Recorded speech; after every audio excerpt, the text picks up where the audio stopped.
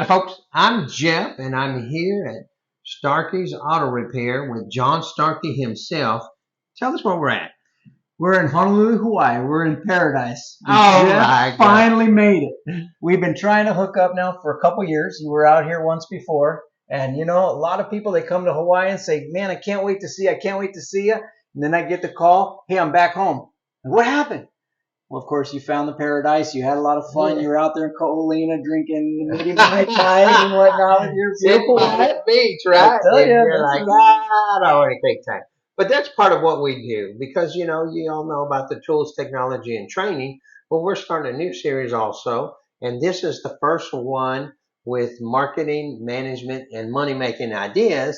And we came out here to one of the largest shops on Oahu and finally got connected with John Starkey, and we want to talk a little bit about it. He uses a lot of different management systems, and even though John's not here with me, we're still having the J&J show.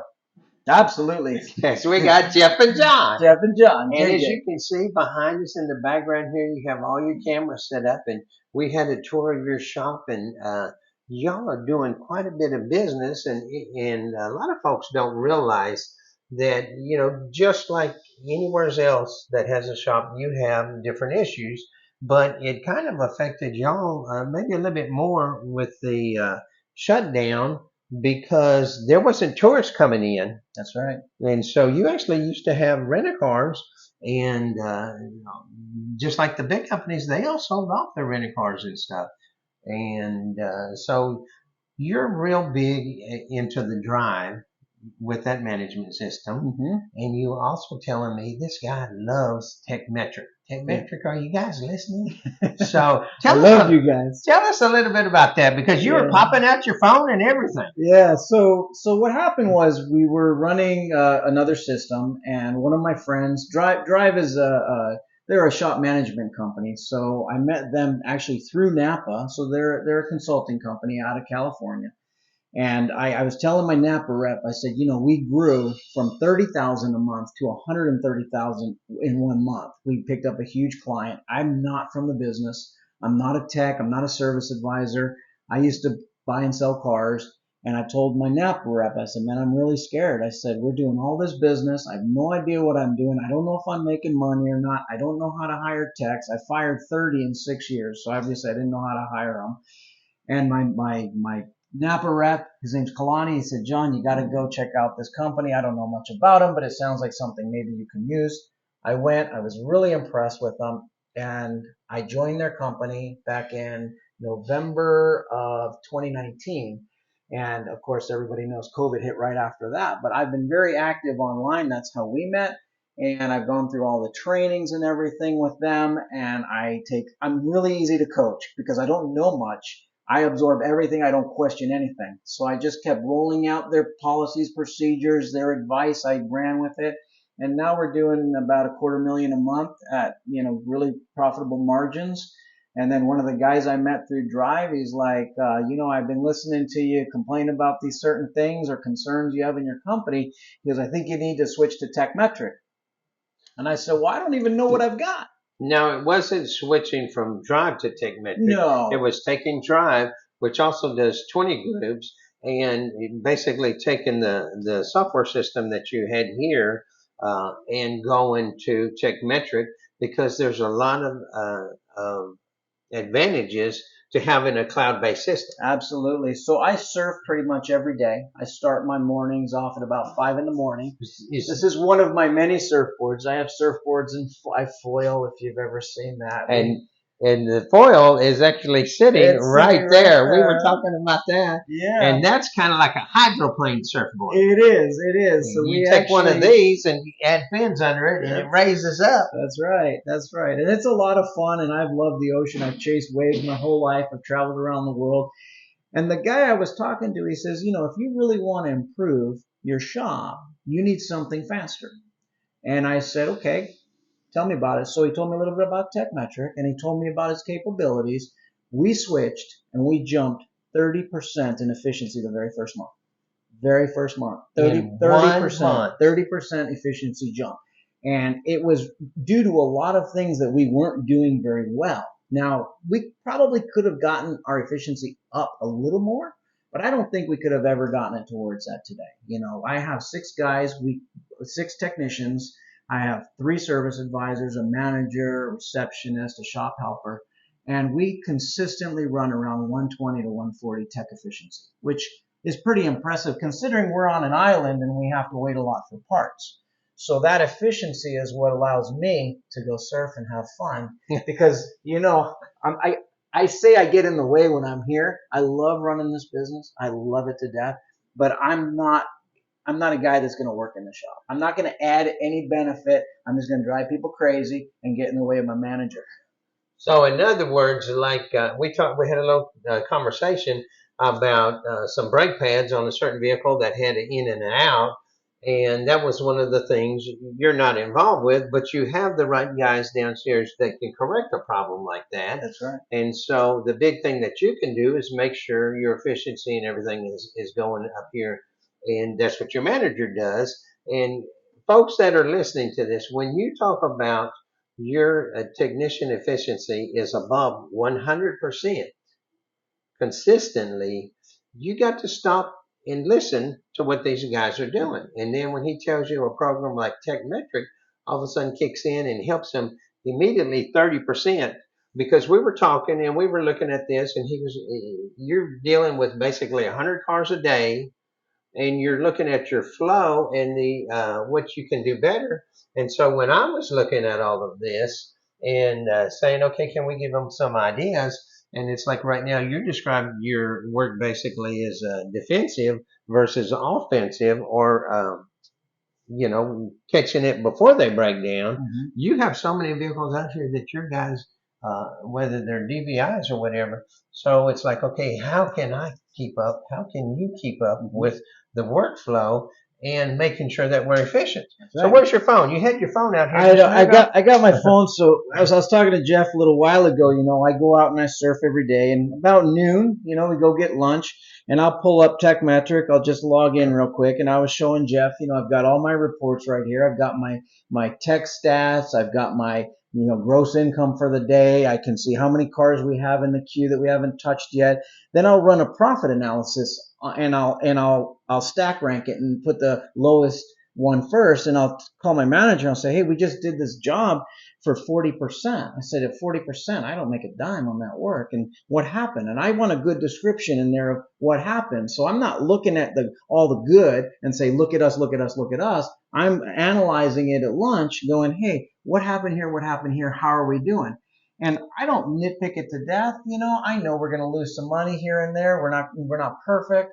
But I'm constantly watching the operation from outside eyes, making sure that we're operating at top peak performance. And, I have a wonderful staff now. They do a great job. I'm always online. I watch your podcasts and I watch the ASOG guys podcast, and I'm like, wow, this is really cool stuff, because I have to educate myself. I do my KPIs constantly. Every week I hammer on my KPIs, my key performance indicators, make sure everything's in line with industry standards. And as long as it is, everybody gets fed, everybody has a good life, and I don't have a high tech turnover. My technicians that I have now have been with me for a long time. I'm very young in business, 6 years, just over 6 years since I opened the shop. At the beginning when I opened, I didn't know if these shirts tuck in or out, so I tucked it in because I'm from corporate America. And my technician came to me the first day and he says, boss, you look funny. He goes, that shirt goes outside, not inside. I didn't know. I had no idea. I didn't know how to roll up the door. That's mostly just for us fat guys that leave our shirts outside.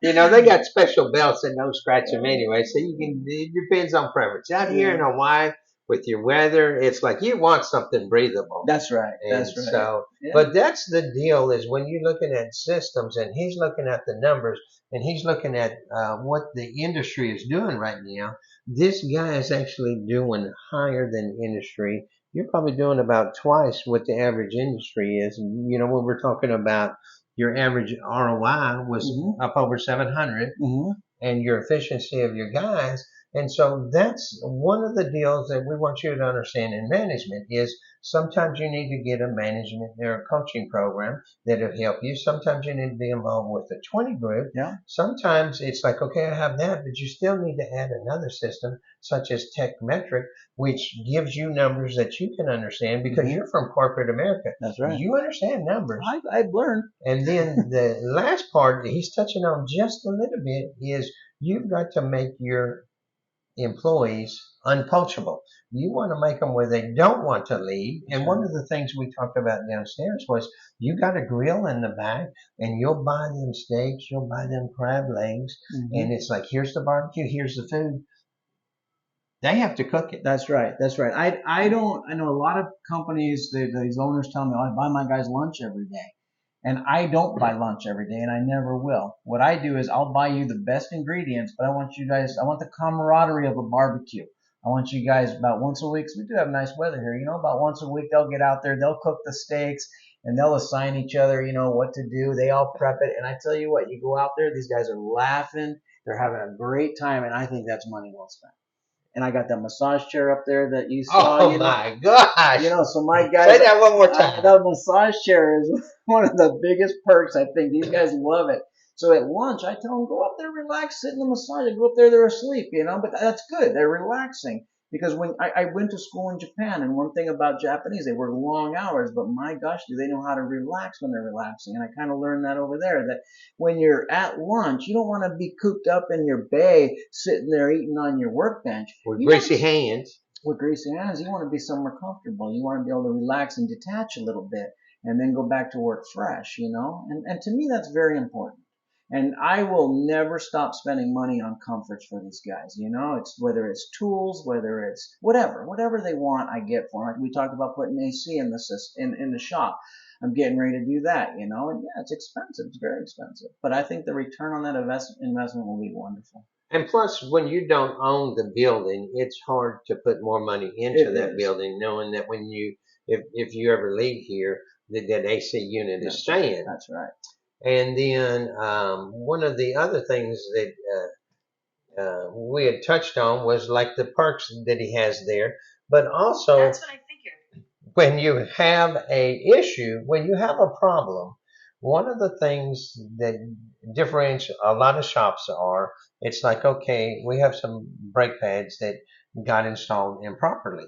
And then it's like, okay, now we have to figure this out.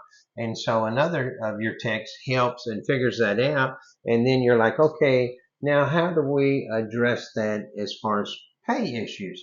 One of the biggest things that this guy said when we were talking about all of this is, okay, this is a training opportunity. Instead of saying, okay, we're going to dock this guy, it's real important that a lot of y'all out there realize you spend a lot of money sending guys to training classes.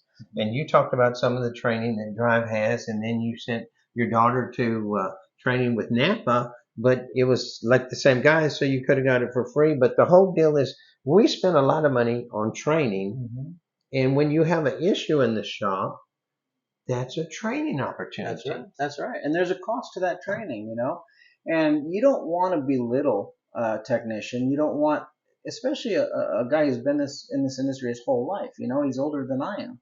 It's like I just look at it and say, okay, what's that going to cost me? $40?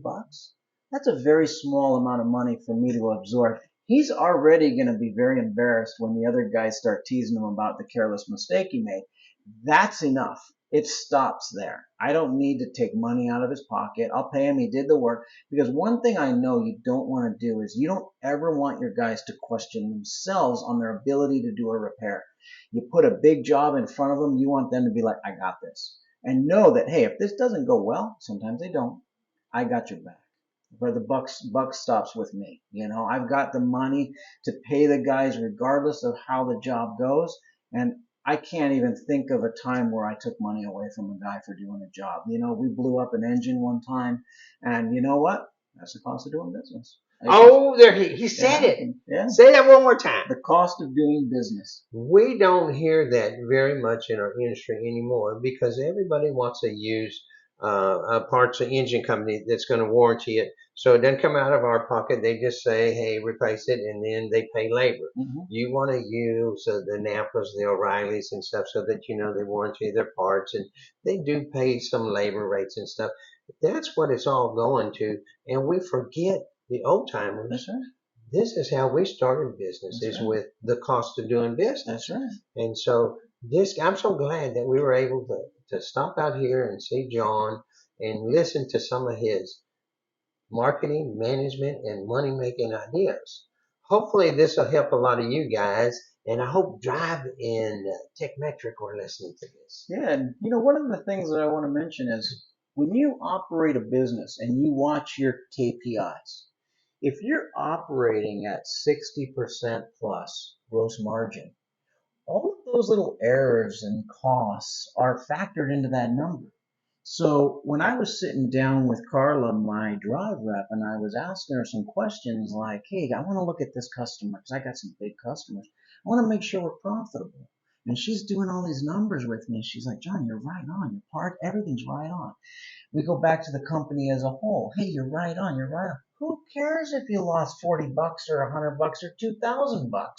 As long as your numbers, your KPIs are in line, you have a successful business. Don't kill it with all your micromanagement and all your ripping your guys apart. Be happy you have what you have. We're so fortunate in this industry. It's such a beautiful industry, and there's so much money to be made. You do a good job for your clients. You do a good job for your employees, and I get to go surf every day. I mean, what a wonderful life. In Hawaii. In Hawaii. I love it. That's just wonderful. And we could spend a whole nother session on talking about micromanaging, because we walk through the shop and we've been sitting up here talking, and I've been watching all these screens, and it's like micromanagement, does it help or does it deter? So we could spend another deal on that. But we just wanted to share part of John's story out here, Starkey Auto Repair in Honolulu, Hawaii. We live in paradise. We surf in paradise. You love this place. Yeah. You were just here not that long ago, and now you're back. And that was for another business That's trip. right. So, That's right. even though we come out here, we're still working. We're taking time to share stories like John's. John, I sure do appreciate you sharing all of this with us. Mhm. As always, we appreciate you watching.